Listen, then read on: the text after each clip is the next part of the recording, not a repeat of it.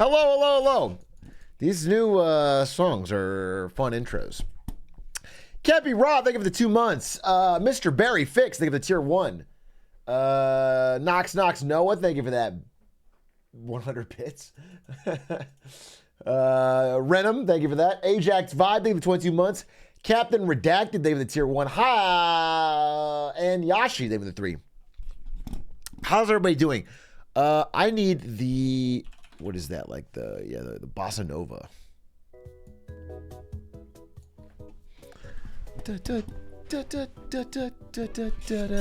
Wak T, them 22 months. Jotes with the 23. Good to see you. How you been, Jotes? Fire God Lucas with the 7 months and the message Atrioc. I divorced my wife to have more time to watch you.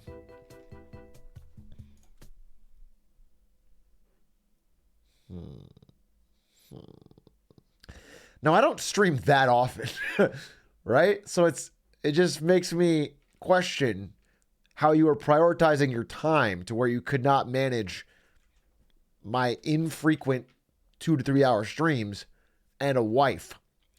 Atrioc, I saw that Ethereum was down today and immediately thought of you. Well, I hope you're doing okay, bud. I'm doing fine. I'm doing fine because I'm not invested in any way in Ethereum. In fact, I constantly talk about not investing in Ethereum and that I'm a doubter of crypto's viability as a whole.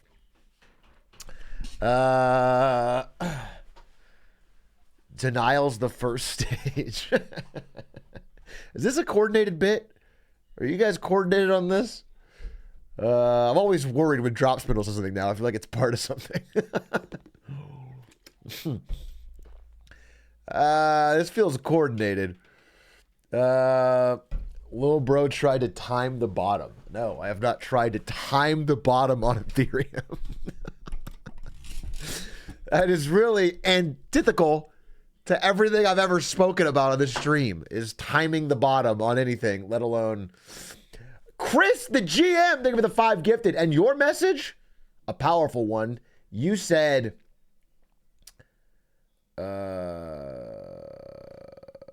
nothing. You didn't say anything. You just gifted 5. Thanks. Max to the max, thank you for the 12 months. 1 year of epicness. Don't say epicness. Come on. Bro, come on. You've been watching my stream for a year and the best thing you can say is 1 year of epicness? Like it's fucking 2008? And you just finished watching the first fucking Dude Perfect videos? It's been so epic this last year.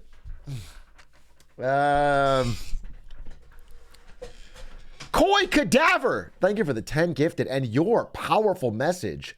Monketing Marday. Let's all think on that for 20 to 30 minutes. Oh, I should have the I should have this up. And let's not forget. Well, okay, it stopped the timer. Wazzup Beijing. Sitting here sipping a beer in the Atrioc chat room. Hey, Shrug, do you know that Linkus, what? Linkus, as a child, fried his SNES with his own NTSC PAL mishap. I like to believe fate brought you and Linkus to experience the same tragedy underneath the same cursed star. I mean, it just didn't happen anytime at the same year, right? Just because the SNES and the N64, and also I'm older than him. It seems very unlikely. But it is cool that it happened to both of us. It sucks. H-Shrug, this is cool. You should look at it and watch it. Is it going to be something stupid? Wait, it's another Big A Direct? Wait, is this real or fake? No, it is real. Interesting. Okay, we'll watch that in a bit. It's not that long.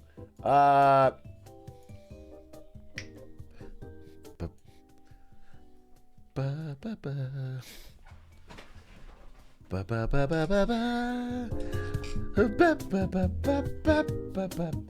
you for the 30 months. And you're worried about your mid-chat crisis.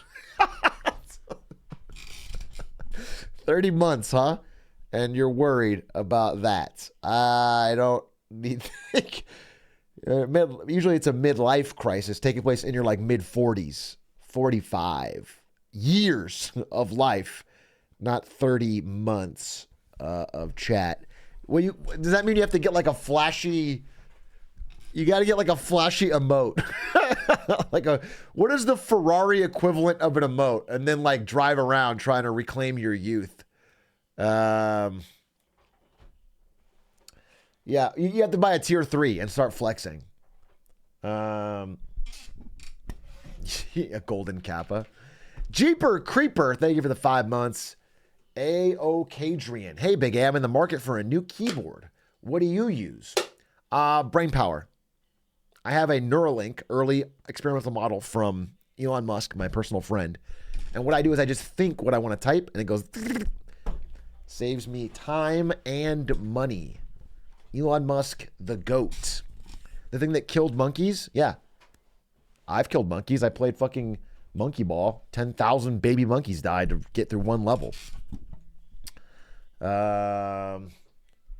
It was one of the things I loved the most about Elon Musk is his constant murder of monkeys.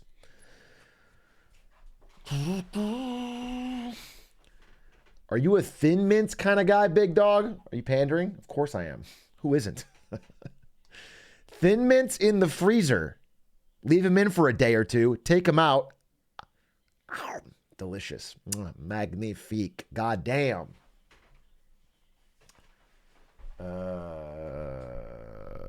The freezer tech. Yeah, everyone knows this. I'm sorry.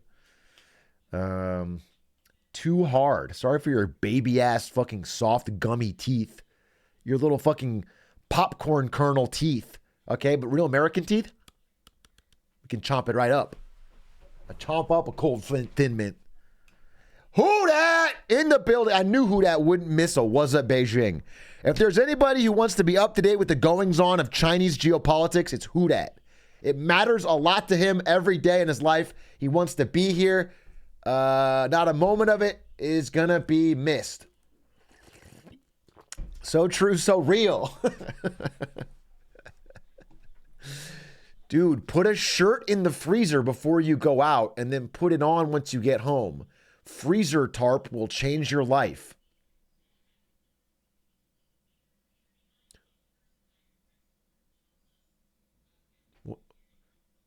What does that accomplish?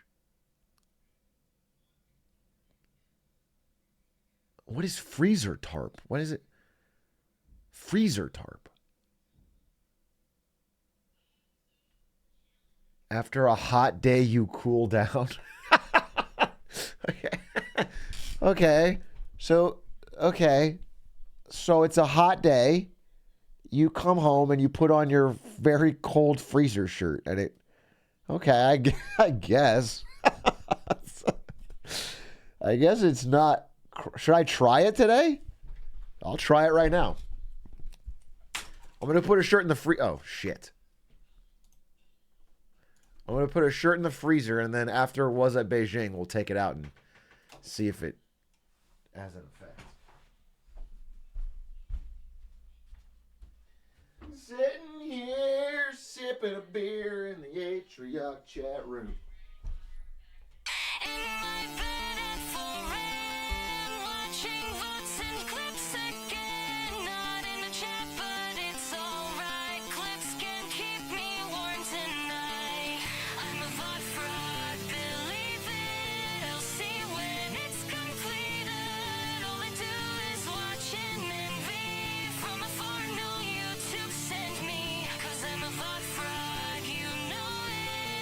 Wait till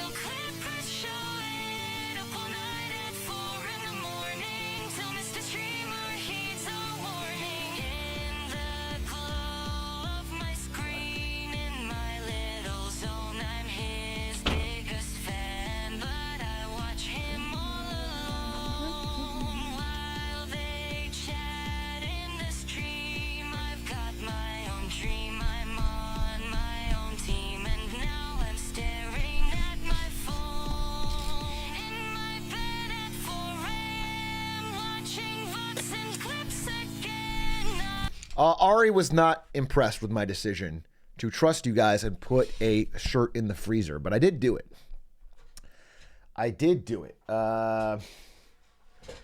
So we'll be able to... Do you think this is a Prime bottle? It's just green tea. This is not Logan Paul and KSI's Prime. New flavor leak. You guys are Prime pilled, huh? Yikes. You like Airhead Extremes? Not particularly. I like Airheads. I like Sour Patch Extremes. I'm sure I would like Airhead Extremes. I don't think I've had them. Big fan of Sour Patch Extremes. If you really go back, the rainbow ones, no, I understand. Have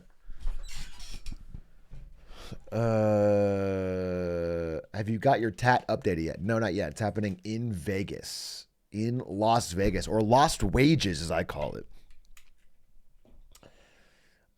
Did you see a video of man stealing a Supreme bike from the Supreme store? Funny, haha. No, I didn't. I didn't see that.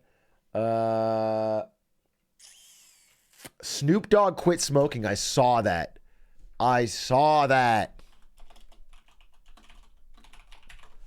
Bro, this is a sad day for the fucking hyper addicted weed heads in my chat. Dude, why is my Twitter suddenly, or my x.com, sorry, suddenly light mode again? It wasn't for a bit. How do I change that back? Display. There we go.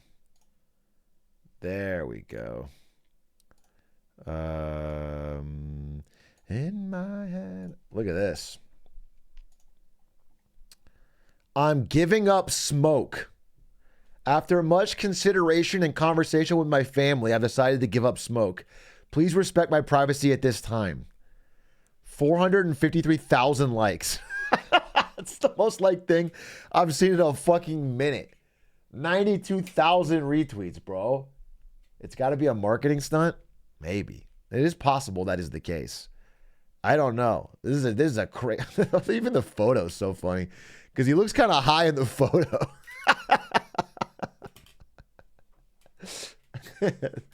Like one last rip, dude. Yeah, but this doesn't cover edibles, right? It just covers smoke. So it remains. We need a clarification. We need like a press conference with Snoop, where reporters can ask questions to get to the bottom of this. I'd bet money it's a marketing thing. Yeah, I mean he's always doing marketing things. If it is, it's a pretty clever one. We'll see. Remains to be seen. Did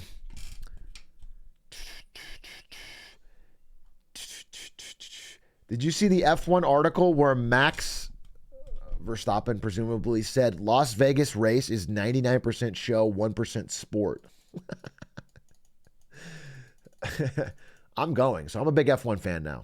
So shame on you, Max. Shame on you, Max, for disrespecting this great sport. I am a big fan. I'm going. Okay? Shame. What you guys don't understand is that F1 is not just a racer's race, but a builder's race. Okay? It's about the long-term effects of teams working together to build the better vehicle. Okay? So it's not about who races better on the track. It's about what team over the long season has built the better vehicle, okay? Can work within the rules. And that's what I believe. That's truly what I believe. Hey, my friends used to make music, but they quit to focus on school. As a certified rap connoisseur, can you rate their best song?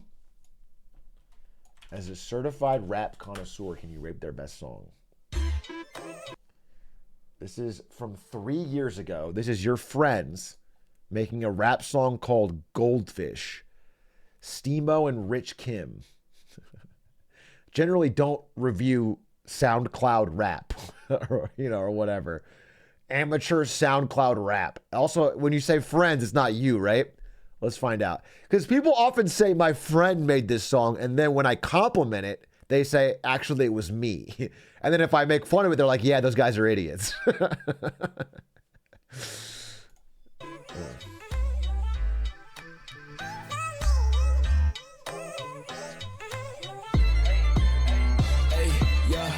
Shorty took my heart and she broke it. She was fly but a past like a locust. And she's the only reason that I wrote this. Shorty hella basic like some goldfish. Yeah. Shorty, won't you look my way? That's why it's called Goldfish, because Shorty's hella basic like some goldfish. That's the I've got to the core of the song. The emotional truth of the song is that you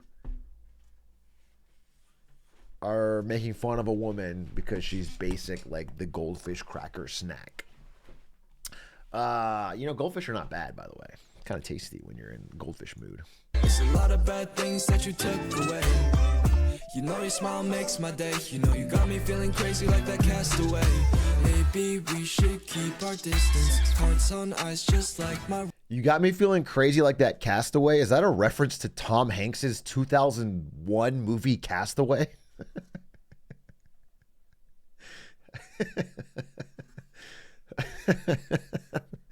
Okay. Cool. You was getting too ambitious. I was second on your wish list. But I can't even lie, you were my pillar at the base. You waved goodbye like you was Lillard on the Blazers. Did my best to assist number 9 LA Lakers. Like a simp, I just wished you were mine in my prayers. Don't trip though, I didn't do anything. Maybe sent you some streaks, I'ma snap if anything. But next thing you know, you was snapping it endlessly. Was beginning to think you was more than a friend to me. You let me on that Rudolph with his red nose. You let me on, but was after all my friends though. Crossing through my mind like that game from Nintendo. She built me up, then broke me down like some Legos. There's a skit in the middle? What the fuck is happening? Hey, Rich, I just finished recording the last verse if you want to listen. Oh shoot, let me see. I'll just start it right here. Okay. You let me on that Rudolph with his red nose. You let me on, but was that? What is on that Rudolph with his red nose mean? What is that? What are you trying to say with that?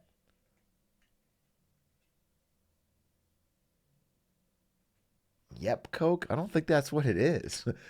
Is he trying to say in the middle of this song about unrequited love that he's also on a lot of cocaine? I don't think so. After all my friends though, crossing through my mind like that game from Nintendo. She built me up and broke me down like some Legos. What you think? Are you serious? Am I serious? Bro, what you talking about? Shut your... Shorty took my heart and she broke it. She was fly but a pest like a locust. And she's the only reason that I wrote this. Shorty hella basic like some goldfish. Yeah. Shawty, won't you look my way? It's a lot of bad things that you took away. You know your smile makes my day. You know you got me going crazy like a castaway. Shawty, let's not talk too much. If I call you to the field, then maybe make the cut. Yeah, I let go of the women for the two of us. Feel the sweat between our bodies, there's some room for love, yeah. Okay. I know I was down bad. Insecurities, I heard it said that you go in the trash. Ain't got pride or misconceptions anymore to hold me back, no. Yeah, I know we weren't meant to be. I like the energy, you know. I like the line "I was down bad," which is funny, because this song is about women, but features no women in it. I'm in. You're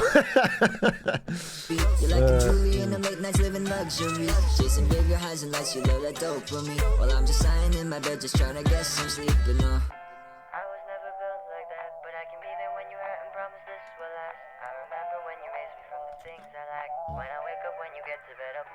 Yeah. Shorty took my heart and she broke it. She was fly but a pest like a locust. And she's the only reason that I wrote this. Shorty hella basic like some goldfish. Shorty is hella basic like some goldfish. It is. The other lines are about how you like her. And then you just kind of toss that in there. All right. Overall, heat. Okay? I wish you great success. Blow up.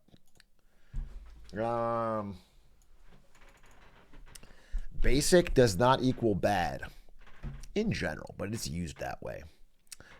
I think that people are coming around on the viability of just liking some basic things. When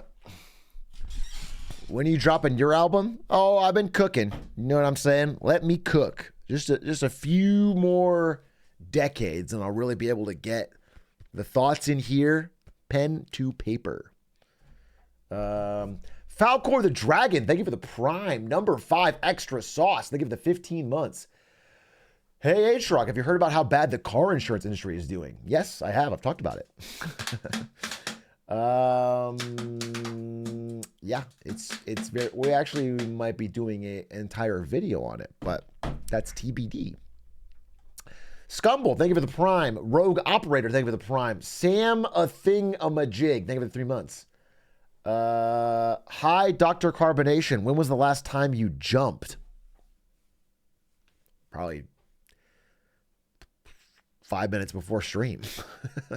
Probably jumped up when I saw my dog, and I don't know. I jump a lot. I'm a bouncy person. I like to bounce.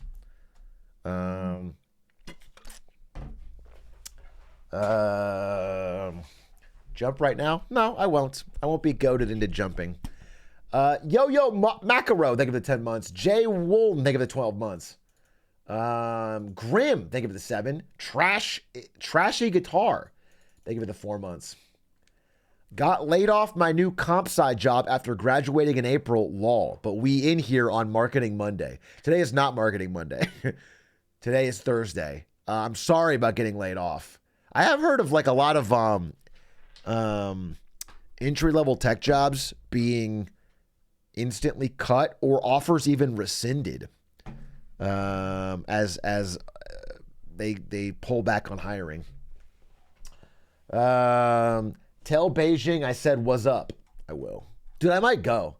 I might go to China next year for there's a CS2 major. So I'm going to try and get like a reason. And I'm going to go probably with Aiden. I'm going to try and go. I want to go. I really want to go to China. I'm going to change my videos right before I go and just really talk about how fucking fresh and fly Xi Jinping is. If not, then I'm going to go to Taiwan. I want to go to Taiwan or China in 2024. That's my goal to myself. Blabs, think of the 17 months. Bob Pickle Snap, think of the 12 months. Octopus, think of the 20 months. Jumping Whale, think of the 6 months. Please don't read this. That would be too parasocial for me. Sorry. Guess I'm just parasocial for you. Okay? Okay, Jumping Whale. I guess I'm just that big of a fan. Can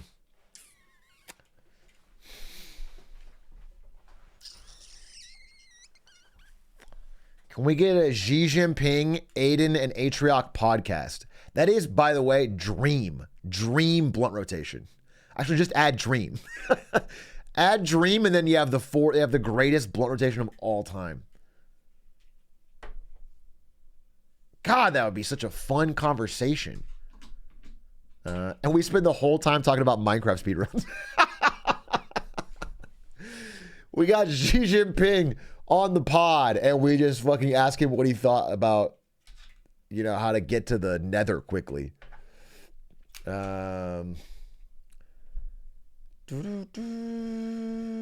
Get G's reaction to the album. He's heard it. You think Xi Jinping hasn't heard Down with the Atriarchy? He loves it. He thinks it fucks, dude. He was playing it with Biden. He even... I don't want to say this because I don't want to call him out, but he actually contributed some songs, but they Drop Spindle and Ask cut them because they weren't at the quality bar. So he didn't quite get there. He'll get there for the next one, I'm sure. He's working on it. He's a busy guy. Didn't really get to work on his music craft.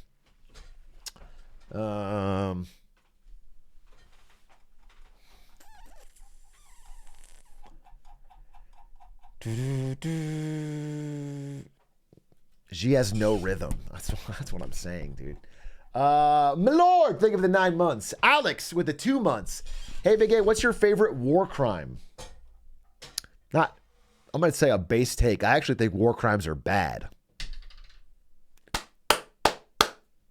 I think war crimes, thumbs down. Yeah. Sorry. Although I heard Bin Laden is popular on TikTok now. So maybe it's not as base to be against it. Maybe.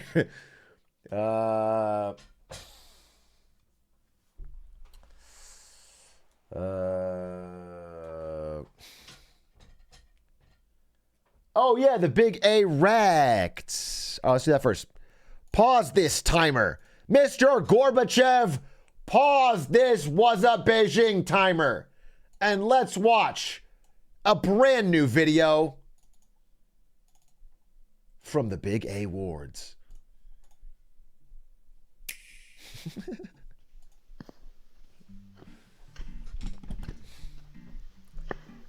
The only award show that matters. Hi. Hi. I'm Michael. I'm part of the Big A Awards staff. Hi, Michael. Here at the Big A Awards, we stand in solidarity with the writers, actors, and ACLU unions. So do I, first of all. Just we're not in contention on that. And also, it's not... here, I'll play it one time because I had the quote. Part of the Big A Awards staff. Here at the Big A Awards, we stand in solidarity with the writers, actors, and ACLU unions and their strike efforts. Do you think the writers and actors guilds stand in solidarity with you? Is really the more important question. Anyone can stand in solidarity with them. Do you think they have the reverse? You're sure about that? You think that Fran Drescher of SAG-AFTRA is holding up her fist in solidarity with implicitly? Okay, what about explicitly, though? Have any of them said no? I guess none of them have directly said they aren't. but they also haven't said they are. So it really is it's a quantum question. We don't know the answer. Believing all three to be core tenets of today's modern entertainment industry. Right. And we were perfectly willing to go back to your regularly scheduled Big A Awards content as Great. soon as their strikes concluded. Great. Then we saw this meme. And quite frankly, we were insulted to think that our efforts weren't being... I'm sorry, do you think that I made this meme? Spells my name wrong. What does this have to do with anything? No, I didn't. Why would I make this? I didn't pay for it. I didn't fund it. It doesn't even spell my name right. Insulted to think that our efforts weren't being appreciated despite all the work that we were putting in. It's disappointing.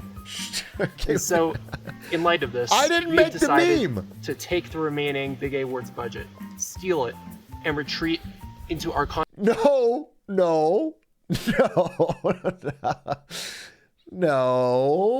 We don't want to do that, right? Because it is $1,000 given for an award show and not for a person named Michael that I don't really know to steal while telling me about it in a snowfield.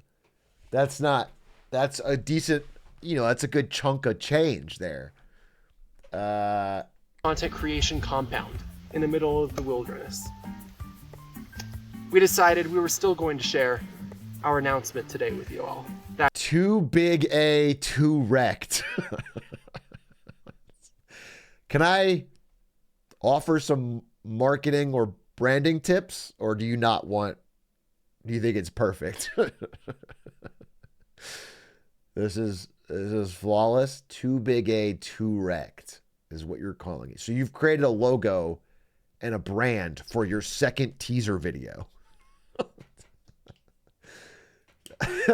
So usually people just keep a consistent logo throughout the video so that they all build towards the same.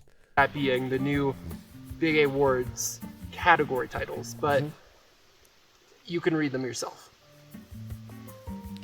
Dumbest GSS moment. Go on. Read it. I read it. Out loud. I read it out loud. Biggest boomer moment. I thought these awards were like for chatters to other chatters. They were like, this is the chatter that had the least toxic Discord history. And it's like someone who only used 14 slurs. I thought that's what it was. I didn't know it was like fucking making fun of me. We don't tolerate that on this stream. It's not part of the culture here. We don't do that. Generally, the chat culture here is like, let's elevate Big A and leave any of his personal insecurities out of this. That's our whole vibe around. I feel like this union's not getting us, guys. I feel like they're not getting us at all. Ooh, awkward.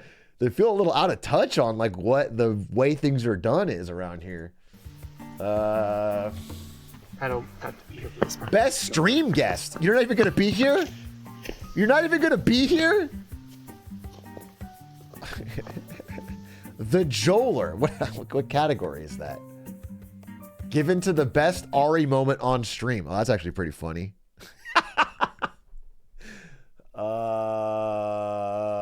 Man, she felt very bad about when she did this stream when I was at Genesis. I forget what she even played, but she was like, this was a terrible stream. Don't rewatch it.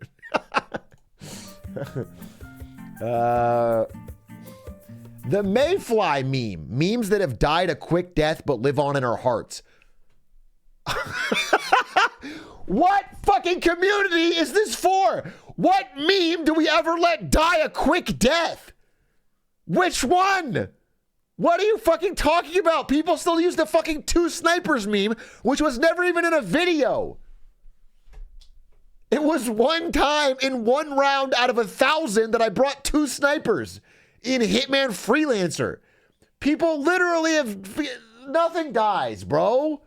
Nothing dies here. This is a useless category. Best era. I already know it's going to win.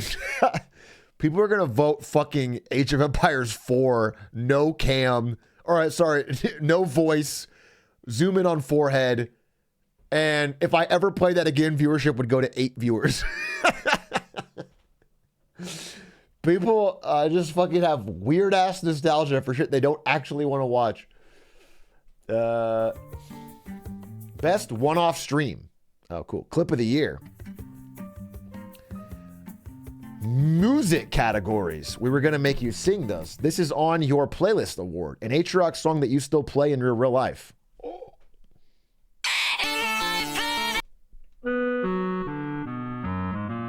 Those are the 2 I've been playing the most since, but I actually also the Griselda parody with Ash the Storyteller, but I don't. It's like not as good for stream. I've been playing that one.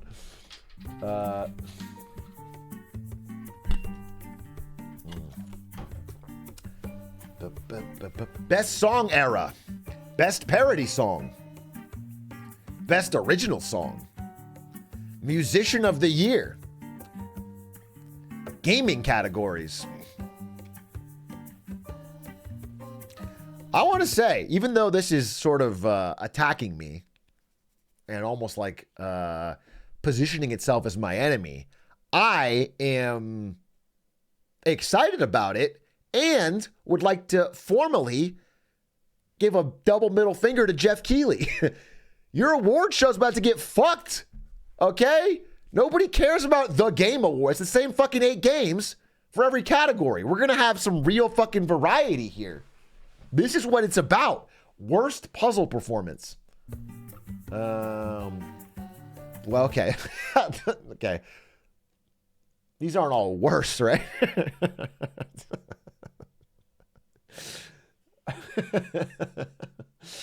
These categories are like going to be positive too.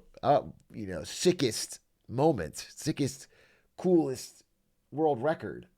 Let's not talk just about worst throw. I don't have any throws. The Pepe Law Award, aka the El No Sabe Award. Best moment where Atrioc spoke his fate into existence. Best pop-off, Pog. Best gaming moment. Old head categories. Best vintage song. Best vintage moment. I missed the old Atrioc Award. What is that an award for? That's just a statement. That's just dumb. What is that an award for?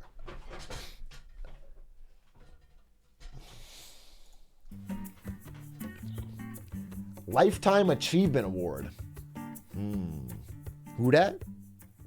Chattered categories. Best high effort moment. Fucking this video, I guess. That's it. Actually, it's probably the fucking album, but outside of that, best band. Oh, interesting. All of them. Rotten Brain Award. Oh, fucking 3,000 way tie. Most enlightened chatter. This award is going to go to the person who most recently said, like, hey, big glizz, looking extra glizzy today, and then I read it out loud. That's what it's gonna go to literally the last person whose chat message I read out loud in an incredulous tone. And everyone's like, that person is so enlightened. That person is so fucking true. The Golden Graham. The Golder Graham Award. What does that mean? The Golder Graham? The Big A Awards, the award show that matters. Is there...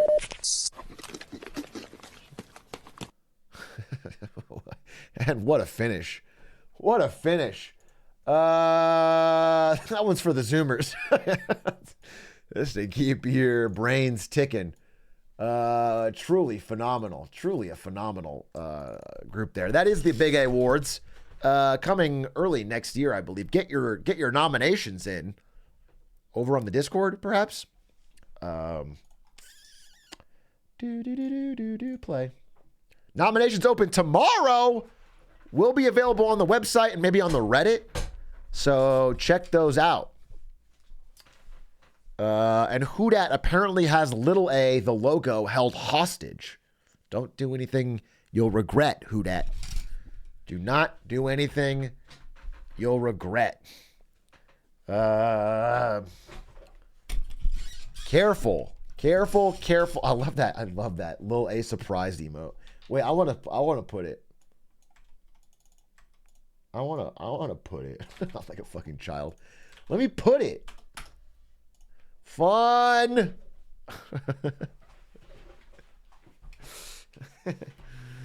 Why not start Wazzup Beijing now? Because I'm busy for the next 5 seconds timing you out. That's why. Otherwise, I could have started 5 seconds ago.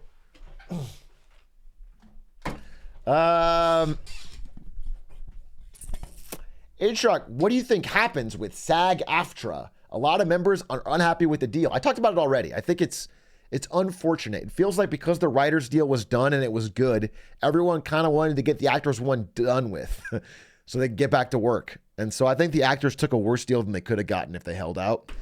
But that's the case. A lot of actors were like not going to tolerate. Basically, the mood behind the scenes, from my understanding, is that a lot of actors were ready to be in like open revolt against the union if they didn't fucking come to a deal soon, because they were sick of having to not do work and also not promote work. I can only find the American Civil Liberties Union when I search for ACLU. Who? Who Megawall? There's only one real ACLU, so any frauds... I'm sure they'll get pushed down the search rankings any day now. Does the Actors Guild contract end with the writers? I don't know the exact date of the Actors Guild contract renegotiation. It's a good question. I wonder if they did the Labor Day agreement. I don't know. I don't think they did, though. I think they took a pretty bad deal. Doo-doo-doo. Doo-doo-doo. Doo-doo-doo. New ACLU vid. No, this is a link to buying V-Bucks. I think. Worse. Literally worse. It was just fucking a Rickroll. Okay.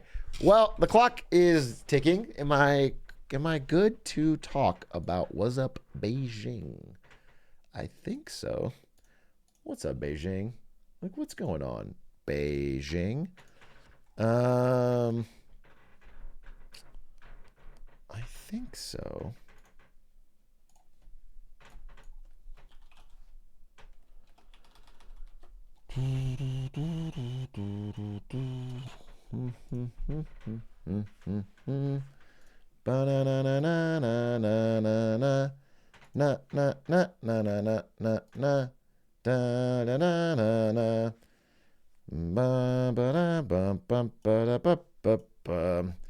Okay, I feel like it's pretty good.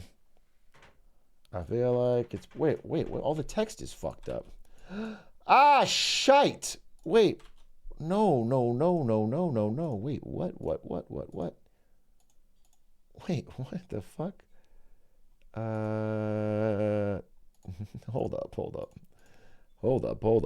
Hold the phone. I'm sure this is not a problem.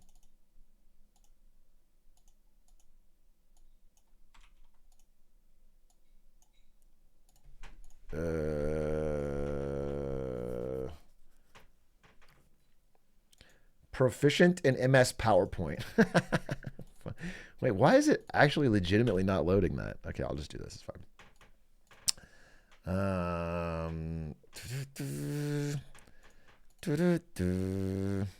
Okay, this is all Pog and Champ.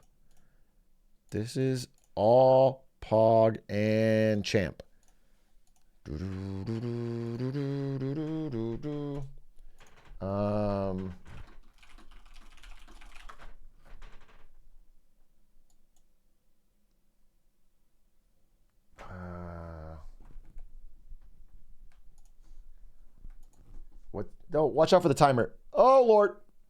Watch out for the timer. Yeah.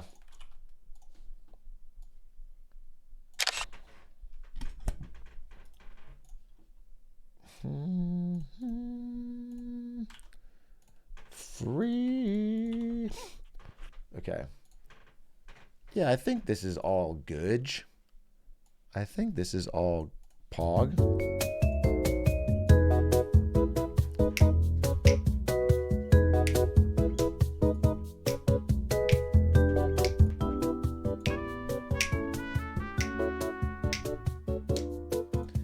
Who that is threatening to kill Lil A in the ACLU Discord? That is a Lil A surprise from me.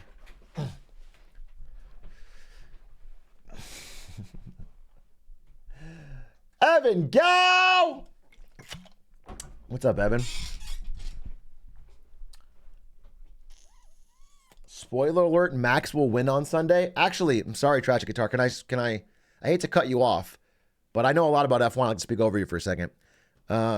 Actually, while Max Verstappen is currently the best player this season, best racer, I'm sorry.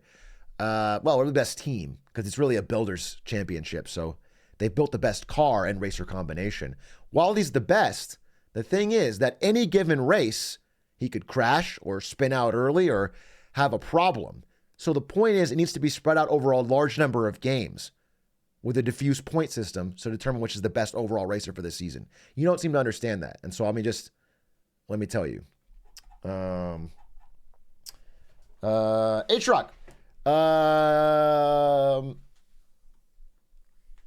Why not have Wazzup Beijing tomorrow so we can combine it with Fentanyl Friday? Fentanyl Friday's canceled this week because I'm going to Vegas tomorrow with Stanzy. Oh, the timer. Blocked. Ladies and gentlemen, without further ado, raise your hand and salute for the new national anthem of San Francisco and the beginning of our continuation of yesterday's Wazzup Beijing with an entirely new Wazzup Beijing segment. Ladies and gentlemen, welcome to our top China segment. Wazzup Beijing. Ladies and gentlemen, welcome to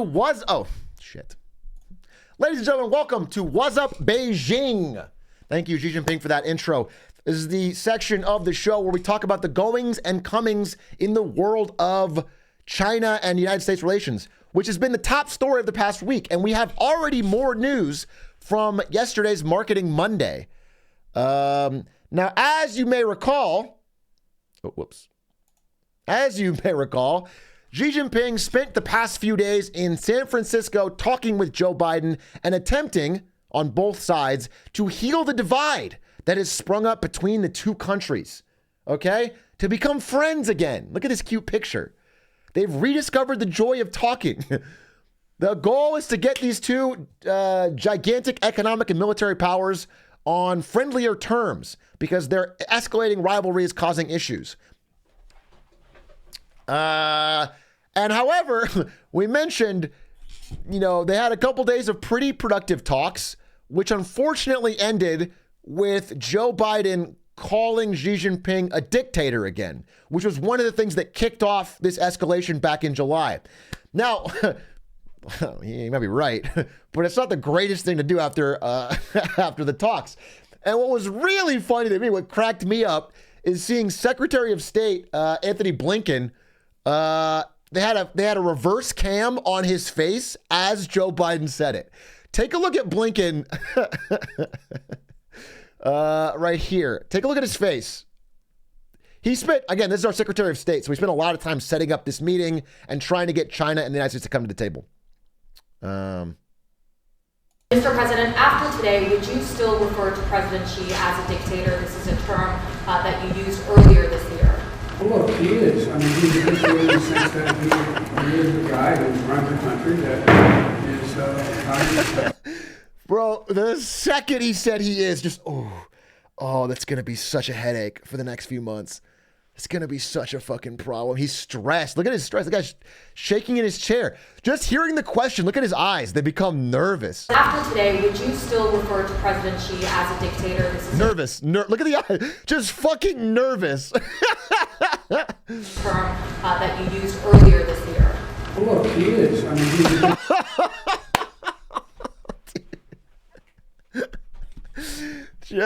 this guy is 28 years old. Yeah, exactly. Anyway, so that caused some trouble. However, it turns out, ladies and gentlemen, that this one statement, while this might have caused a lot of China-American tension back in July, was actually able to be kind of brushed aside this time. China did make a response. This kind of statement is extremely incorrect and irresponsible manipulation, which China does oppose. It needs to be pointed out that there has always been people with ill intentions who try to sow discord and undermine China-U.S. relations, and this will not succeed. It's cut off? Oh, all right, I'll fix it. I'll give you guys the subtitles you crave. I'm reading them out loud, so I'm actually doing you a favor. But it's funny because they say it like it was some random person getting in the way of Biden and Xi's friendship. But it is Biden who said it. Like, we're trying to be friends here. Nothing anyone says is going to be a problem. Well, but that was it. That was the only statement. It was actually really small, and they kind of brushed right past it. And in fact, soon after, guess what? The pandas are coming back to America. No, China didn't take back the pandas. In fact, Xi Jinping is hinting that China could send new pandas back to the United States as envoys of friendship. This is serious. Recently, we reported on Wazzup Beijing that China has recalled all of their pandas from U.S. zoos, and they've been shipped home, but now is hinting that new ones could come back. That pandas are important, and in fact, apparently was either told or mentioned this story while he was in San Francisco, that many American people, especially children, were very reluctant to say goodbye to the pandas and went to the zoo to see them off. So he wanted to make sure that we, our American children, could have our pandas. However, in my understanding of American children, they don't care. This is every American child at the zoo right now. So I don't think it's going to be a big deal either way, but it's nice, I guess, in spirit. Also, generally, over the past, I mean, you guys know it from the Western side. I've talked about this. A lot of YouTubers, Western media, will, because it gets clicks, whether or not they even care politically, will post a lot of the most negative news out of China. Even if some of it's true, it's just they're choosing only one side of it and posting it again and again. And what turns out, the same thing kind of happens in reverse in China. China, for the past few years, especially you can tell from the Global Times, has been making a killing, posting an endless stream of conventional and social media coverage of like school shootings, banking sector woes, train derailments. You know, if there's bad news in America, it sells in China. If there's bad news in China, it sells in America, all right? Turns out both sides are pretty guilty of this. They even have this pretty base political cartoon in the Global Times, which is English translation of China news, which is the gun lobby, pockets full of money, saying, there goes another satisfied customer, and someone going to a school shooting, which honestly, there's a lot of truth there. So this has been going back and forth, and generally this has been what's been printed. However, Chinese state media, in anticipation of this upcoming trip by Xi Jinping to America, has been taking a softer tone, and in fact has been pushing a lot of stories about the Flying Tigers, which is a historical time when America and China fought together against Japan. There was a volunteer air force. Like American pilots went to China and served in a volunteer air force to fight against Japan called the Flying Tigers. And it was kind of like the last time American pilots and Chinese pilots flew side by side and helped each other. And it's like a big story in China of like US and China being able to cooperate. And so they've been pushing this story. These are some actual still alive flying tigers. China and U.S. relations need a new generation of flying tigers, said Xi Jinping in this letter that he wrote to these actual guys to try and get them to do a ceremony, which they did. And so they've been pushing this story. And what's really funny to me is I read about this story, that this was happening, like this was like blowing up in China. And I was like, in my meeting with our Marketing Monday team of Stefik and Mingo, we were talking about possible stories for the week. And I was like, have you heard anything about like these, China's pushing this sort of flying tigers thing to try and soften the stance on America? And she tells me, Stefik, that her dad earlier that day knew she worked for a YouTuber and had sent her that story saying, wonder if the YouTuber you work for knows about the flying tigers. Her dad who lives in China. Which is really fucking funny. So, like, it is spreading around. Wait, why are you guys? Oh, because the cow is covered over actually.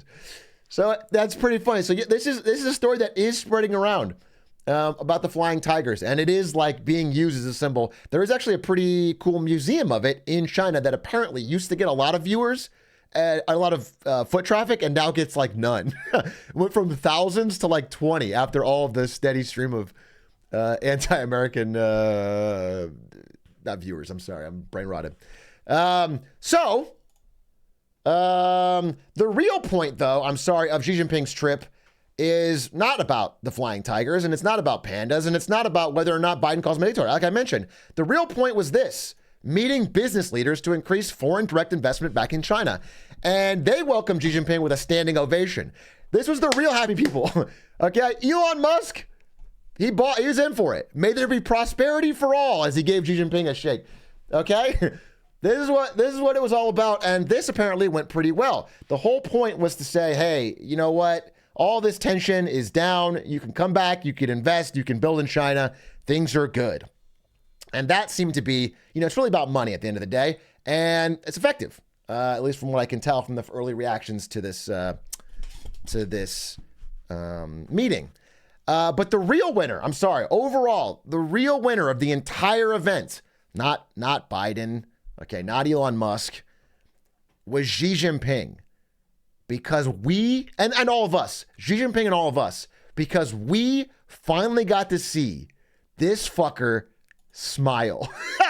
This is the biggest smile I've ever seen Xi Jinping give, because Gavin Newsom, the governor of California, gave him a custom Warriors jersey. I mean, he is cheesing, dude. Look how fucking this is a huge win. This might have actually healed the divide more than anything else. That's a sick ass jersey, bro. We might actually have a friendship here. I mean, you know you've given a good gift when you get Xi Jinping to smile like that. That's a real smile. It's the little things. However, this is only the intro to our top Wazzup Beijing story of the week, which is about something back in China, not in San Francisco. This is the big story that we've had our investigative reporter, Stefik, look into on Chinese social media. And that is, there is now a coordinated effort to dox every content creator in China above a certain follower size. That effort is by the government. It's just a law. Let me give you a little bit of background on what I'm saying. Pre-2017, if you were an online content creator in China or someone that had any amount of followers, you were allowed to be anonymous. Let me get this on screen. It was chill.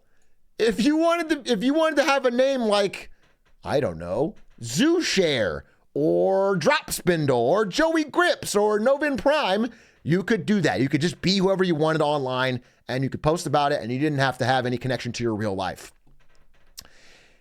Who wants to be anonymous online? I do, said everyone in China. That sounds great. I don't want to be tracked based on my online postings. Then, in September 2017, things changed a little bit. China started to add real name registration laws, forbidding anonymous online posts. What that means is when you sign up for an account, you must use your real ID and your real name to link, but only in the back end. Now, what that means is nobody else can see your real name except for the government and the owners of the companies. They can know, like if you say something unpopular or something illegal, they can easily find out who posted it and track you. But nobody else, the public can't tell. So you could still be technically anonymous, to everybody else. Because at the end of the day, they could have found you anyway. They just made it easier. So all that does is made it easier for the government to track who you were. But this is back in 2017. It didn't cause very much outcry. There was a little bit of outcry, but not much.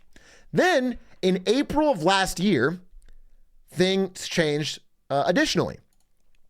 Suddenly, you now had a public display of your user location to combat, quote, bad behavior, which means any post you make would be tagged with where you posted it from. And this is it's not something you turn off. Now, it was only the region. So think of it like the state. If you posted from Alabama, it would tell you posted from Alabama. If you posted from America, it would tell you posted from America. So they could see if you're posting from a foreign country. And that's kind of like one of the main points of this. But you could see the location of everybody posting it. So, for example, if you're an influencer traveling around, people can know where you're traveling to and from because they can see by your posts. Or if you're posting from overseas. Here's examples on actual social media. Thank you to Stefik for finding this. See, if you posted from the USA, it'll tell you it's posted from the USA. If you're from Shanghai, it'll tell you, et cetera, et cetera. And also, this displays your IP location. So this part's the scarier part. Your IP location updates automatically whether or not you are posting. This is on your profile, which means, let's say I make a post from Shanghai, and then I fly to America, do not make a post. It can tell my followers that I am currently in America. That is public knowledge, that my IP is on my profile unchangeable. That's in April 2022. Now, okay, you can see what I'm saying. Well, I'll get to that in a second. Now, as in right now, things are changing even more.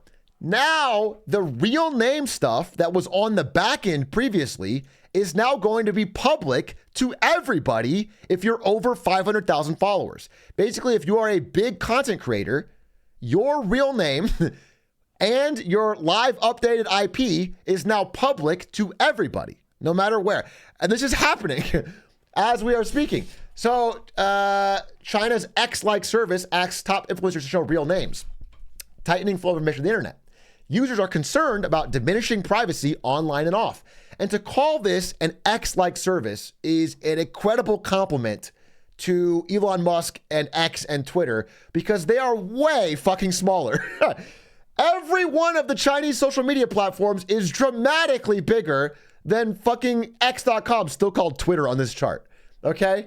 They are all more I mean, they're nothing near. It's to call them X-like is actually insane. They're if anything, X is trying to be like a WeChat light. It's not even close.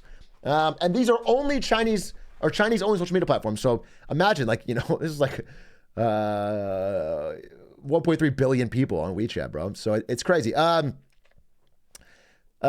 huge. Yeah, they're gonna make you display real names. And so why are they doing this? Why even back in April to decide to publish this information? The reason is, there's multifaceted reasons, but the general idea is that, they're saying it here. This is the Weibo CEO who was the first one to pilot this program and show it on his own profile. People are concerned about regional discrimination, which is like, hey, you know, think about it in American terms. If somebody posts something on Reddit that you disagree with and it says posted from Alabama, then instead of responding to what they say, you might just make an Alabama joke. This is happening all over in Chinese social media, where they can see what region you posted from, and then whatever jokes about that region or whatever, you know what I'm saying? People are doing that. There's regional discrimination. So people are kind of pissed on that alone. So somebody's asking the CEO, is this a problem? Regional discrimination is increased? And the CEO says there's no data on that, but there has been fewer rampant 1450 comments on mainland internet platforms. Now, 1450, thank you to Steph for translating, refers to people in Taiwan who use Chinese social media to talk shit about China. And before, you couldn't tell where they were posting from. But now it says posted from Taiwan, so everybody else can be like, well, fuck you, you're from Taiwan, and shit on you, which is kind of the point. The point is to try and stop people who can speak Chinese in Taiwan from posting freely on social media about, you know, anti-unification with China.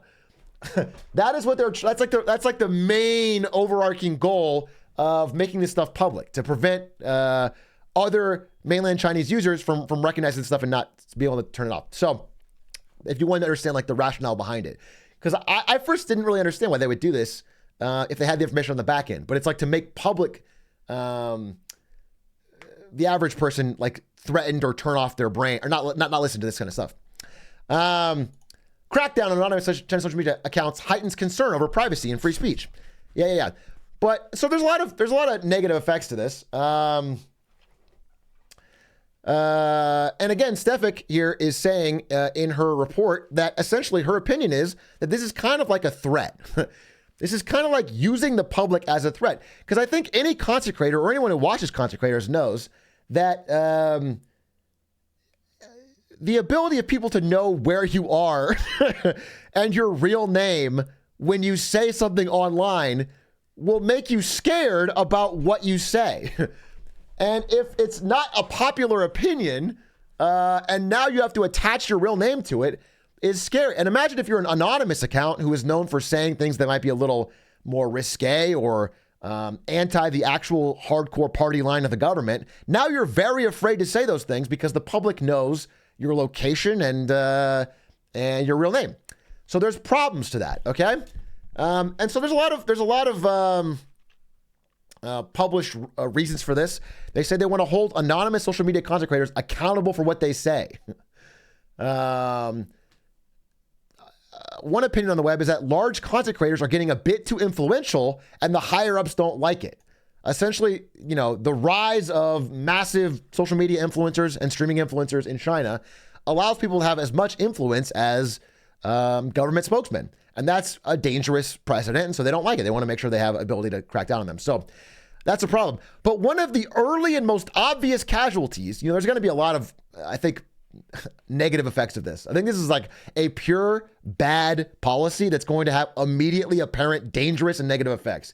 Because even disregarding saying anything unpopular, they have this similar content creator culture in China where big creators have rabid fans. And that alone is dangerous. That alone, the ability to dox and find people is fucking dangerous. Also, smaller content creators often have real jobs. And if you're able to look up somebody's name and their region, you can find out their real job very quickly. And if they say something you don't like or you want to like harass them, you can harass their job. There's a lot of risks. Evan Gao could show up at your office and do backflips way easier. He could do something way easier. It's a huge buff to Evan Gao. But it could be more dangerous than that. So that's already dangerous, okay? But the first and most obvious casualty of this rule is VTubers, okay? VTubers have specifically chosen to be as anonymous as possible. To a VTuber, it is very important that their public, their audience, does not know their real name and their address. That is one of the benefits of VTubing. That's the reason they choose that lifestyle. And now they're being forced, if they hit a certain size, to reveal their identities in order to stay monetized. So they present it in this example. Imagine it is 2016 and you're scrolling through the internet. I live in China and I see a VTuber from Japan that's getting popular. I get interested. So I create my own VTuber persona called Big A-chan. Imagine I do this, okay? Big A-chan. And I register a social media account with my real name and ID, okay? I create an ID on the back end. So the website knows my real name, but nobody publicly does. By 2020, I've been VTubing for a few years now, and I get a big boost in viewership, okay? I'm becoming a well-known name in the V circle. Then they start revealing my IP address, and now everybody knows my province. Okay, now that's not necessarily able to find me, but I'm starting to get a little spooked. People can know exactly, not exactly, but generally where I live, where that was not available before. Now it's this year at this time, and I have 1 million subscribers. I'm doing really well. And if I want to keep going with this business that I've created, I have to publicly show my real name and occupation. I have 3 options. Either live like an open book and all of my fans can find me pretty easily, delete my follower count. Some creators are doing this because on Weibo and WeChat and these Chinese social medias, you can actually delete followers. You can force someone to unfollow. And so people that had 15 million followers are deleting down to 500K in order to make sure that they don't get their shit doxxed. Or you can just delete your account altogether. This is a VTuber who's having the same problem. Here's a VTuber who's smaller, hasn't encountered the problem yet. They only have 1,300 subscribers, but they are saying the policy is invasion of her privacy. She has a day job and does not want to share her online persona with people in her real life. She wants her VTuber life and her real life to be separate. Now, she can't say this out loud, so she says that if this policy is applied to VTubers, and then apparently she start playing the happy birthday song as a way of expressing that I'm really pissed about this, but can't say anything, which is crazy. And again, if you follow the trend line from like September 2017 to now, there's a continual erosion of the rights of creators to privacy. And so people that are under 500K are starting to realize that maybe eventually this will get rolled out to 250K or 100K or everybody. Like, it does not seem like they're going to stop at 500K and just, it'll be okay. So this is a real problem. Even creators like this rapper named Kindergarten Killer, which I hope translates better. Kindergarten Killer, a popular Chinese rapper who has songs like Red, which is incredibly pro-China. Like, he's not like anti-government in any way, has deleted his account in protest of this policy. Like, he's a guy who's pro-government and he's actually extremely worried about his real life and real name getting leaked. And even on Chinese social media, where stuff like this can be censored, a poll went up that had a drastic percentage of people voting, saying they were against the policy. What do you think about the real name display policy? 14,000 against, 4.8K approving. So I think there's a general sense that people don't like it. Also, they're expressing their discontent in a variety of ways. For example, this VTuber is saying X activate, meaning they're going to try and get on a VPN and use fucking Elon Musk's Twitter.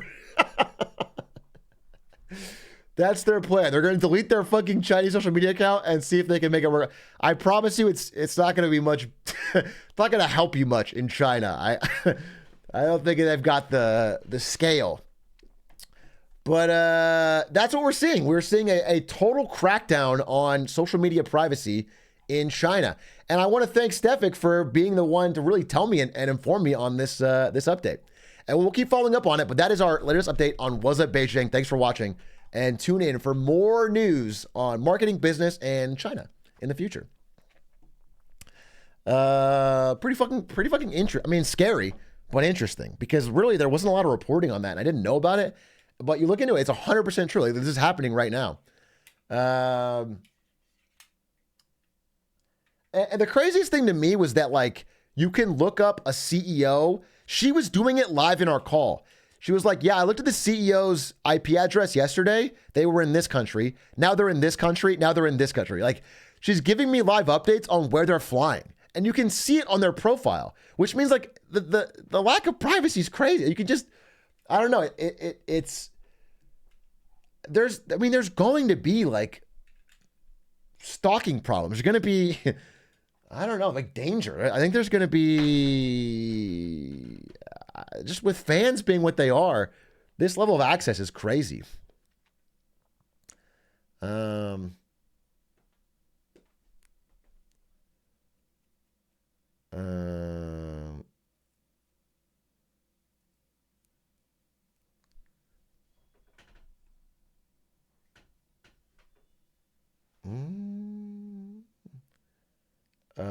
Freezer shirt. Oh yeah. Well, actually, I'm kind of hot right now.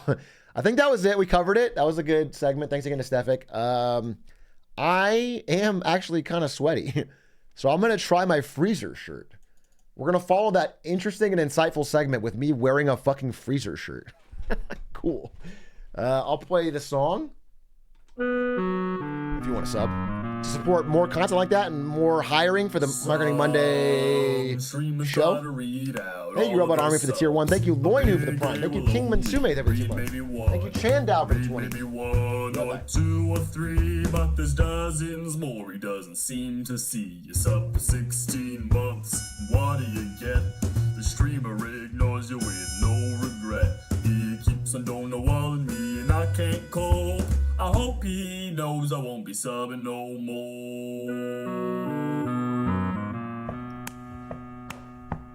I was watching Big A after my 9 to 5. My sub had expired, so I renewed it live. I subbed for 16 months in a row. The streamer, man, has never noticed me, though. His shirt's actually pretty cool. What do you get? The streamer ignores you with no regret. He keeps on stonewalling me, and I can't cope. I hope he knows I won't be subbing no more. Wait, this is kind of based. Wait, this feels great. Wait a minute, this feels great. Oh my god, it brings me a nice immediate chill all across my body. Wait, it is good tech. Oh, sorry, the song was still going. You actually did it? I did. Oh my god. Well, it's already warm again. It didn't last very long. But when I put it on, it felt really good. Freezer shirts.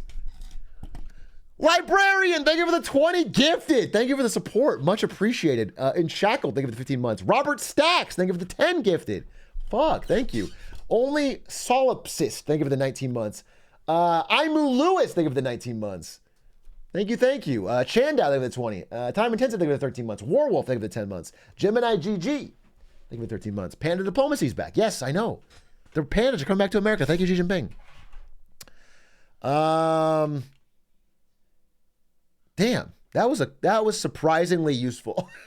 Like, I might actually do that again. I might, before every Marketing Monday, do a freezer shirt. No shot. Because I get sweaty after doing all the talking and the lights and everything. And then I put this shirt on and I immediately feel better. So you're onto something. That I was fully ready to make fun of you. And like, the shirt doesn't seem, I don't know, damaged or any problem with it. Cool.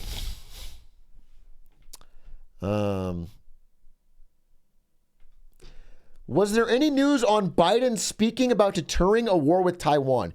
Yeah, there was. I didn't really include it because it was such a non-starter. I guess I could have made a joke about it. Xi Jinping said, we are definitely not going to invade Taiwan. That's what he said. And so, like, if you take him at his word and you understand that he wouldn't say it, whether, I mean, listen, we don't know. I'm just saying, like, in this meeting, that's what he said, and doesn't really, you know, he wouldn't say he would. You know, there's zero chance he goes, yeah, we are going to invade Taiwan. If he isn't going to do it, that's what he'll say. And if he is going to do it, that's what he'll say. So there's no, it's just not it's not a forum for any real progress on that. But they did ask about it, and that's what he said.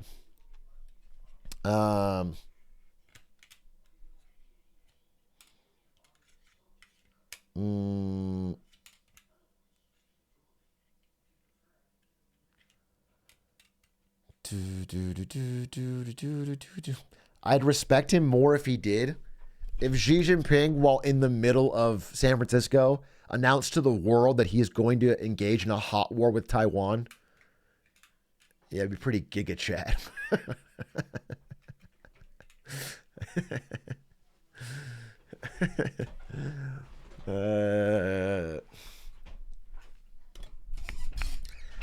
Does Xi Jinping have to obey his own social media policy?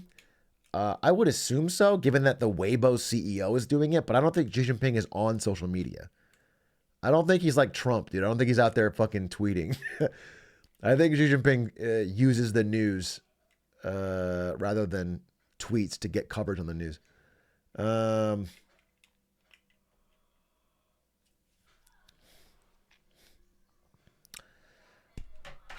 Imagine Xi posting a picture of him wearing the jersey. Xi Jinping posting the Chinese Instagram equivalent of him decked out in the fucking jersey with an iced out watch, cheesing for the camera. That'd be heat. That'd be fucking 2 million likes. That's Instagram content. Excellent. It's all the same, dude. It's all one big super app.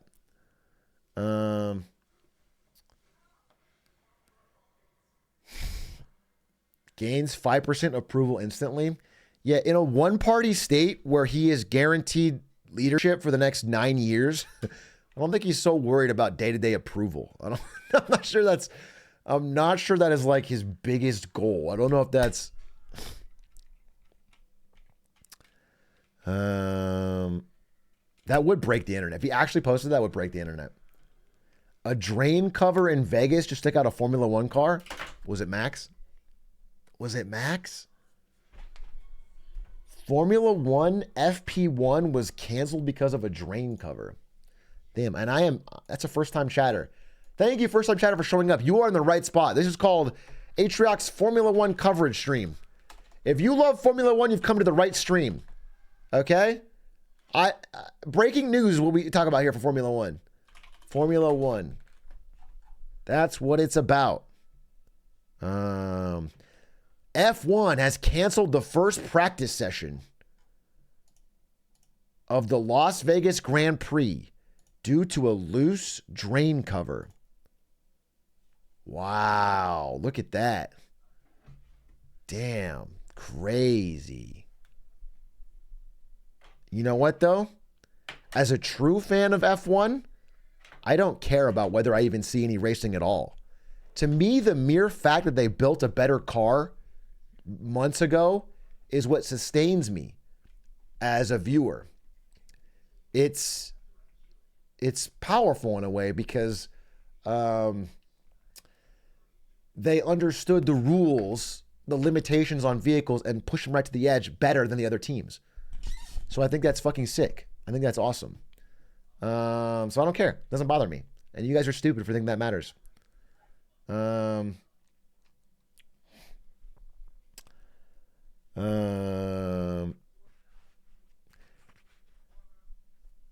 Big A, my friend showed me. No, I didn't see that. Which team are you rooting for, Lil Bro? I'm rooting for all of them because to me, it's not about who wins. It's about which teams push into the top slots in order to get more funding for next year. To me, that's the most exciting part of the sport is like which teams get the fucking funding. Okay. So it's like Maybe first, second is decided, but who's going to get 7th, 8th? You know, because that'll be a difference maker for next year's. That to me, I think that's sick as fuck. So if you don't like it, suck my dick.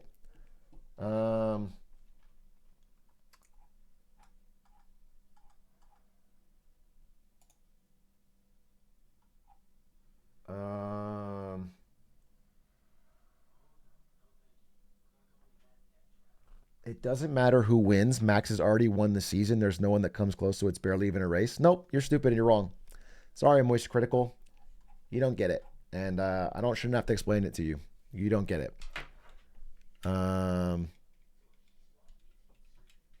Dumb backwards thinking, really. Stupid. It's about so much more than who wins first place.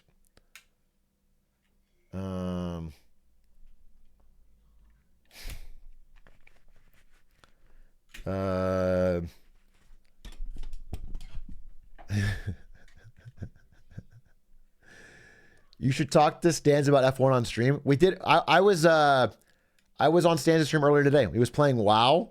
Dude, Stans is legitimately in his 30s, sitting there farming level 1 boars in WoW. He's making a new account. He's sitting there and he's going, yeah, killing level 1 boar to level up. And it actually was a really fun time. I just sat there in a call with him and I watched riveted the whole. It was like watching soap cutting. It was just him like chop, chop, chop, level up, chop, chop, chop, level up. And we were just vibing, shooting the shit. It's a fun stream. Check it out. Check out Stans' VOD.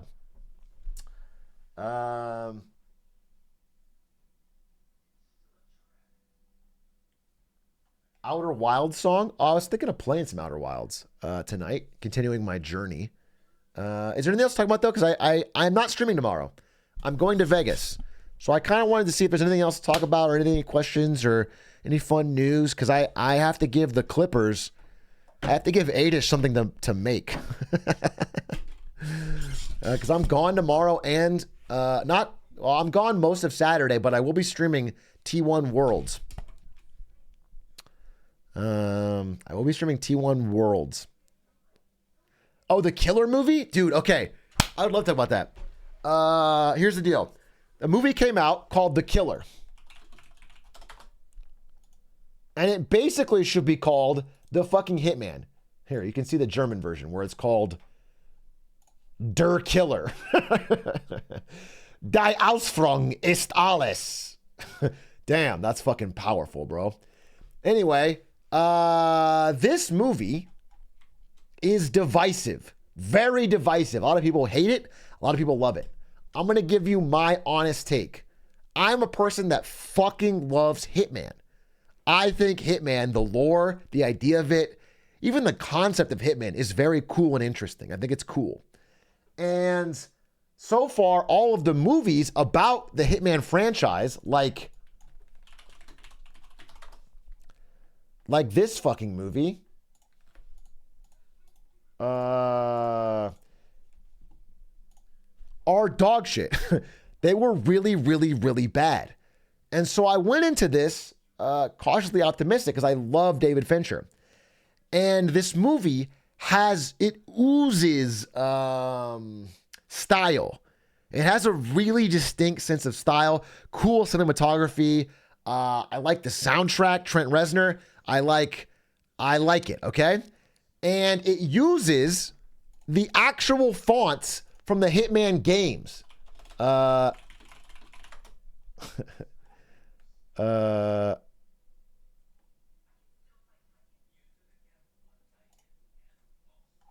can't find it. Yeah, here it is. Oh, dude, no, God damn it. There's I need the photo of it. I have the article about it, but I don't have the photo.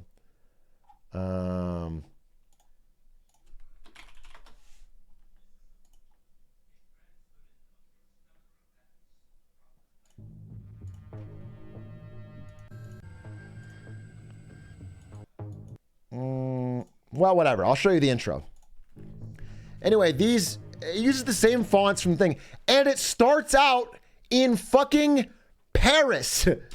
It starts out with an assassination in Paris. It's the opening of the movie, which is the opening of the Hitman campaign. It's a literal back to Paris. So I'm literally bat chesting. On top of that, the first assassination takes place inside an abandoned WeWork, which I've just been talking about, the collapse of WeWork. He literally buys an abandoned WeWork, gets in there. So it's like all these things that it feels like just fucking glup shitto for me, dude. It's all references and things that I like. And so for me, the entire journey of the film is fantastic. I love it. I love the style. I love the way it's presented. I think it's interesting. The only thing that's let down is that it just seems to abruptly end. At some point, it just ends. And that's a director's choice because the material it's based off of goes on much longer and tells more of the story, but they just cut it off. So to me, it's a very disappointing ending, but I loved the movie, to be honest. If I'm giving my review, I love the movie right up until it ends. Then I'm like, oh, that's disappointing. So I still recommend it. I think it's a journey that's very interesting and stylistic and cool. And the first thing I did when it was over is I Googled, is there going to be a sequel? Like a fucking child watching Avengers, dude. I just went straight to Google and there's no information about that. This movie is called The Killer. I call it The Hitman over and over. So I also give it 2 thumbs up. I really liked it. I really liked the movie, but I can totally understand not liking it, being let down by what appears to be a very abrupt ending. And also they cut out a lot of the backstory that's also from the source material. They really cut out, it's really just like a slice of life. It's like one journey. It's almost like one episode of what should be a larger thing. So I liked it a lot, but that's my review. It is the only thing that let me down. What's the source material? It's a graphic novel, a French graphic novel about hitmen. That's like 10 parts, goes back to the early 2000s or 90s even. And they adapted just the first Paris kill and some other things, but they set it in the modern day. And it's really cool. I liked it a lot. I think it's sick. I recommend it, but I can understand why you'd fucking hate it at the end. Because it really does just stop and it winds down so undramatically. I don't know. Yeah. Is Diana in it? Unfortunately, no. No Diana.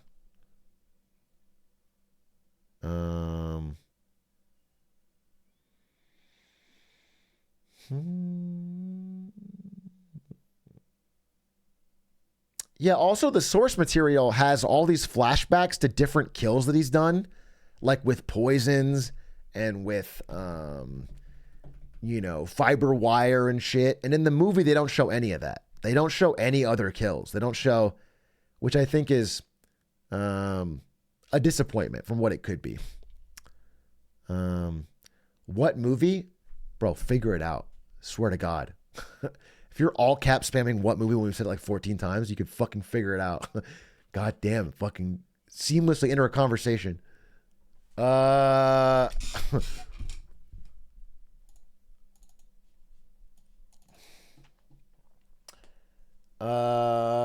Killers of the Flower Moon. Also, I haven't seen that one. Looks good though. I want to see it. Just 3.5 hours long is so long that I can't. I need it to be out on streaming.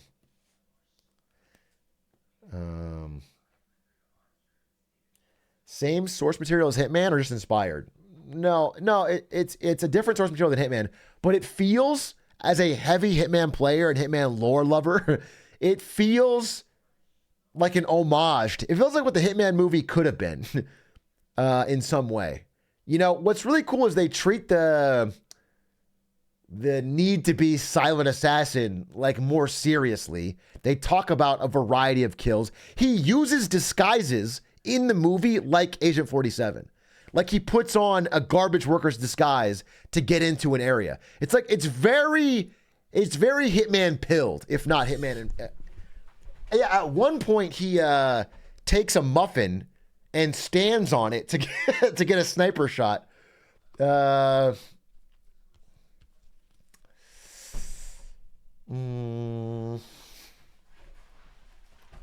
No, it's good. It's a good movie. Well, man, it's the first movie that I really like that I could totally understand someone hating. I wouldn't be mad at them at all for being like, yeah, that fucking sucked. I could totally get why you'd feel so like. Some people are just more plot driven, and that cheaps you out at the end on the plot. But I love the journey. I just liked every step of the way, so it's not like I couldn't be disappointed.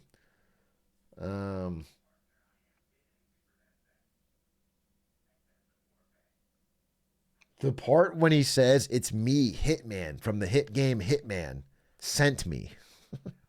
Bro, keep it in the YouTube comments that get 400,000 upvotes on every video. I love the part when he said, "It's Hitmaning time," and Hitmaned all over himself. This is the most original comment of all time. It's still funny. A year and a half after Morbius. I'm going to do this on everything. I'm going to do this on every single video.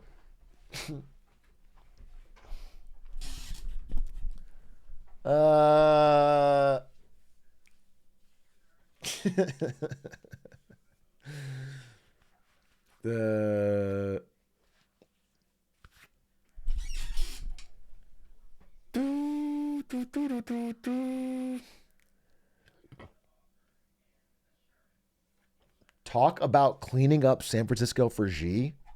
I talked about it fucking yesterday. Extensively. God, shut up.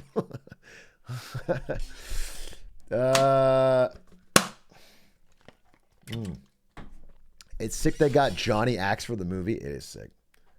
When are you going to tell the acid story? What acid story?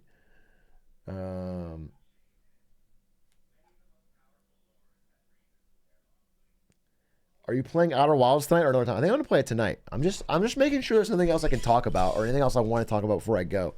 Because I won't be back to normal streaming till Monday.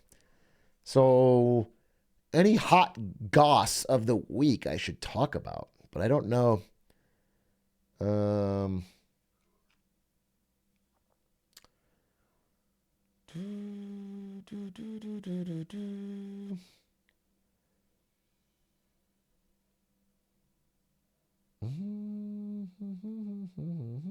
Is Stan still co-streaming?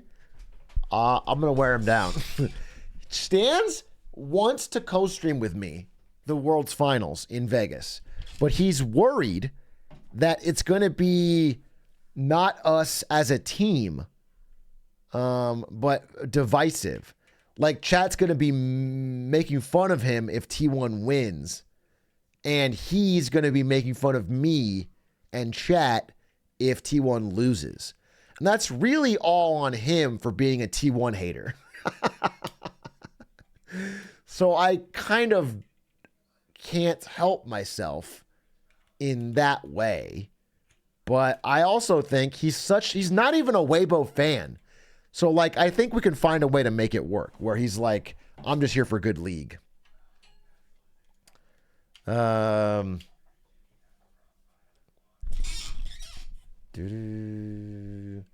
Care any about the Marvels being the biggest flop in MCU history? Yeah, I mean, it's kind of cool that superhero movies are getting their shit kicked in finally. So maybe we can fucking hopefully move on as a culture from that being the only form of expression. It's like when the archaeologists dig through the relics of our past in 1,000 years, they're going to be able to date the specific 20-year window that we're in based on superhero relics.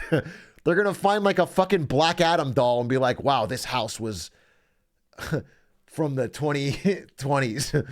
It's just an artifact of this time. So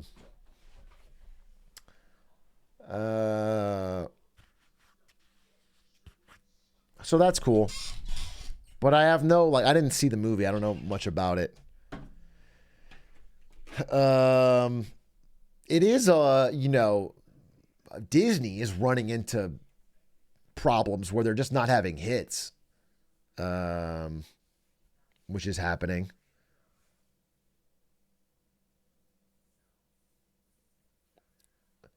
There's a great anecdote in Bob Iger's book. He talks about when he first, I've mentioned this before, right? When he first became CEO at Disney, he went to this parade of all the great Disney characters, and it was like Lion King and Aladdin and Little Mermaid, and it was like all stuff from the 90s. And he's like, fuck, wait, nothing recent is here. Like, nobody cares about our new characters. There's no fucking Brother Bear float. There's no child dressed up as the guy from Atlantis. Like, the movies were fine if you grew up with them, but they weren't becoming global properties with toys and games and success. Milo, yeah. And so he's like, hey, we have to fix animation. Like, everything of Disney, the theme parks and the movies and the shows and the toys and the merch and the Disney Channel and all of that flows from great IP that comes from great animation. And so that was when he decided to suck it up and buy Pixar. Because at the time, they were doing that. And so that's when they got access to, you know, Cars and Finding Nemo and Incredibles. And they revitalized Disney animation and launched some good stuff there too. And it became sort of a Disney renaissance again that led to Bob Iger and Disney stock going way up. And then recently it feels like, again, they're in that fucking doldrums where they're just producing kind of stuff that's not clicking with people. Bro led with Cars. Dude, Cars is the best example because they've shitted out like fucking a bunch of sequels and merch and children's shows and properties. That's Cars is the ultimate success story for them because they can make things about it.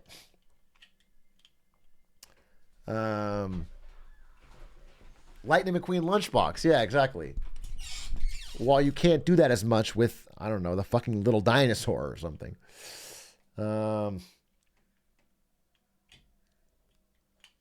Toy Story. Dude, Disney and Toy Story is like break glass in case of emergency. And they make a whole new fucking Toy Story every time. I think they announced one, right? Didn't they announce Toy Story 5? Yeah, it is.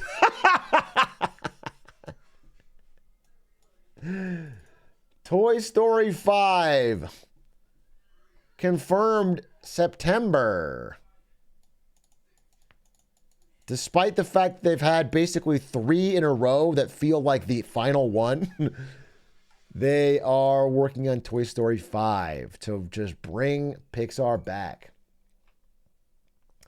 Didn't Lightyear not do well? Yeah, but Lightyear's not Toy Story. Yeah, Lightyear did flop. Yeah. Toy Story 3 felt like the end? Yeah, and then 4 felt really like the end, so... Did you see the Pokemon Netflix trailer? No. What's that? Pokemon Netflix trailer? Pokemon Concierge? Is that what it's called? I'm supposed to start working here. What the fuck is this? I'm supposed to start working here today. My name is Haru. Welcome to the place. Our job is to take care of these Pokemon and ensure they enjoy the resort. In other words, you'll be the Pokemon concierge. The Pokemon Resort? I can't believe I'm actually here. Ah! Okay, when is like a teen boy gonna come along and capture them to make him dogfight for money? When is like a 10-year-old boy going to put this Pokemon in permanent chains so that it can travel the world and make him dogfight for money? And then if it doesn't do well, lock him up in a PC forever till the end of time. Is that season 2? It's the first time I felt so relaxed. should make the Pokemon feel the exact same way that you do. Psyduck! Huh? The Pokemon don't exactly tell you what makes them happy. I have no idea what I'm supposed to be doing. Well, most humans don't say it to your face either. They say things like, take a guess. I mean, it's obviously cute, right? It's very cute. Right? Ah! This one is Hoppip. This is Mudkip. And the yellow one is Pikachu. No, I mean, it's Psyduck. Let me show you around the dreamy place you stay. Everyone is smiling. Now, let's have another fun day at work. Yeah, I mean, it's cute. I'm sure, you know, people want something that's just fun and friendly and nice. It's cute. Welcome to the Pokemon Resort. Personally, I'm a fan of Grasping the Moon, the Pokemon fan fiction where Gary Oak comes back to Pallet Town with an AK-47 and wages war with Ash Ketchum for the future of the government. That's what I prefer. Like, I would love to see Gary Oak and Ash shoot it out with AK-47s over Pallet Town. But this is cool too, I guess.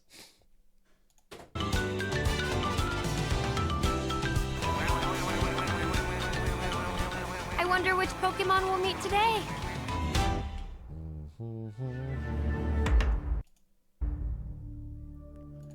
I wonder which Pokemon we'll meet today. I don't know. That's the after credits scene.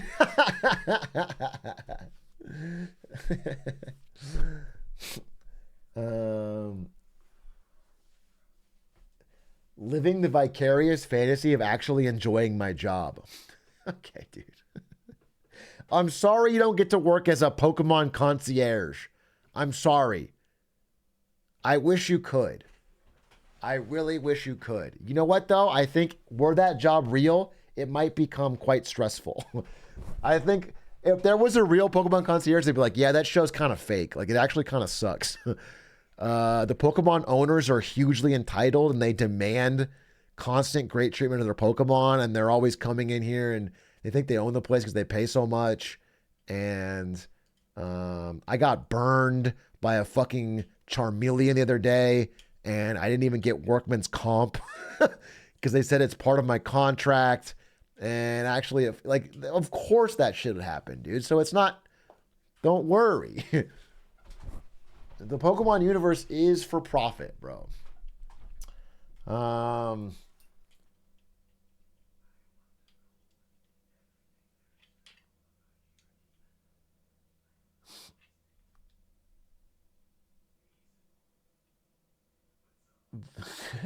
They have free healthcare for Pokemon only. You think Nurse Joy's helping your broke ass? No, she'll help your Rhydon. But if you're a human with a fucking burn, you better get back in line, dude. If you go to Pokemart, try to buy a fucking heal, they'll overcharge you.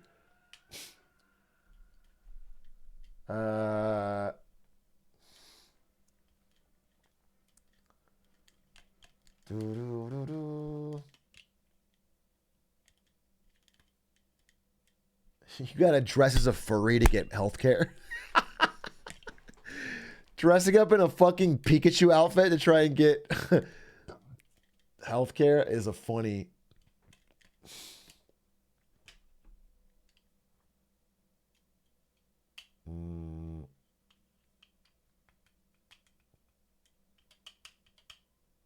A 10-year-old can afford burn heals, more affordable healthcare than America.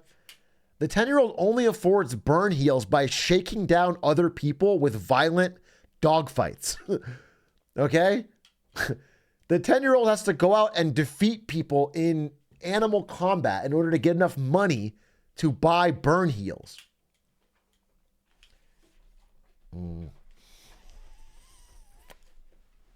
Have you decided what you're watching after House? No, I haven't. I think I am going to pivot to a different show, though, after this season of House. I think that is a good... I think that's a good point. Unless, yeah, I don't think I'll be, I don't think I want to do 2 more seasons or 3 more seasons, maybe.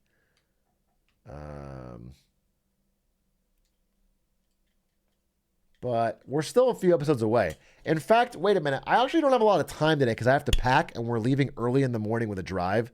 So unfortunately, I might have to do Outer Wilds next week. That sucks. Dude, I really want to play more, but I'm only going to be able to play for 40 minutes or whatever. So what I might do right now is watch House, actually. I think I might watch a House episode to end the night. To give House Frogs something and also to get closer to the end of the season. I think I want to wrap it up pretty soon. So I think I will do that.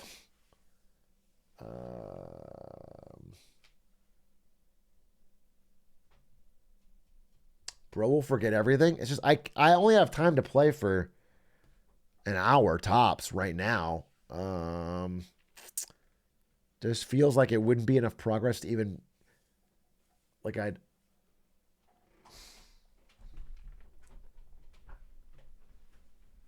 Let me listen to this Outer Wilds song and see if it inspires me. Let me listen to that.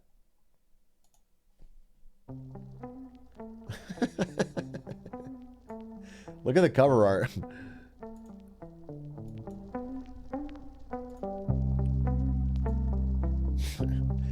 It says Treelander. Sailing through the Harthian sky, there's a man that cannot die. It's better than Feldspar, trickier too. Oh no, say both me and you, 'cause he's a Treelander. I need a Treelander. So true. Sure you very well might be dead, but I know he'll come save me when I'm left bereft. Yet he doesn't know the puzzle. Is this instrumental from the game soundtrack? By the way, I don't know the puzzles. Yeah, that's the point of the game. All right? I feel like I'm progressing, bro. I feel like I've only played it twice, and I feel like I've made progress. Like I'm moving. Why so quiet? Is it quiet? Feels like it's loud. I already sold, and that's kind of excusable, except the projection stone thing. But yet I need a Treelander.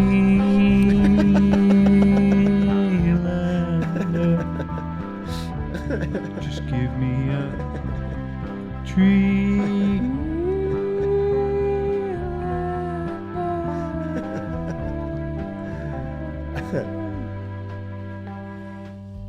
Beautiful. Seriously, I tried. You should figure out some of these puzzles. They're pretty simple and they're pretty easy. It's just fucking common sense. And like, you got hired as a marketing manager for a global company that's worth $1 trillion. You can figure out some of this stuff. Yeah. I did figure out some of this stuff. Also, they weren't $1 trillion company when they hired me. Standards were lower, okay? They were a mere $350 to $400 billion company.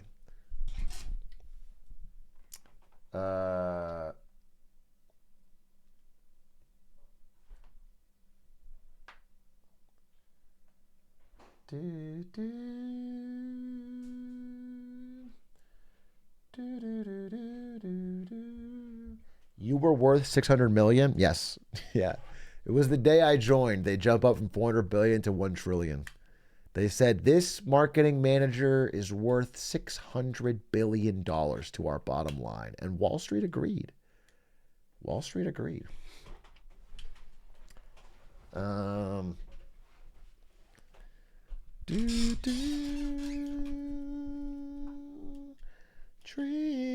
Treelander. Treelander. Okay. It's really down to House or... Yeah, I don't have time. We're going to do House. We're going to watch House.